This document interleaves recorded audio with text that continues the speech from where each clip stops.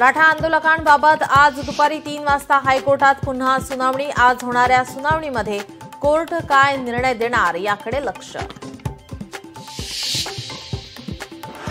जरांगे यांच्याकडून हायकोर्टाच्या आदेशाचा भंग, आंदोलन सुरू ठेवण्यासाठी कोणतीही वैध परवानगी नसल्याने राज्य सरकारने योग्य पावले उचलावीत, न्यायालयाचे आदेश।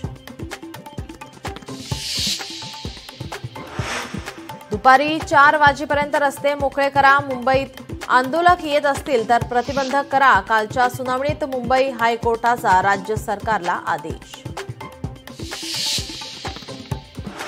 मनोज जरांगेंची मराठा आंदोलकांना तंबी, ज्यांना गोंधळ घालायचा आहे त्यांनी गावी परत जा, कोर्टाच्या निर्णयाचं पालन करायचं आहे, मुंबईकरांना त्रास होईल असं काही वागू नका, जरांगे यांचा सल्ला। आरक्षणाबाबत सरकारी पातळीवर हालचाली वाढल्या, सरकार मराठा आरक्षणासाठी नवीन GR काढण्याच्या तयारीत, कुणबी प्रमाणपत्रासाठी सुलभता देण्याची शक्यता।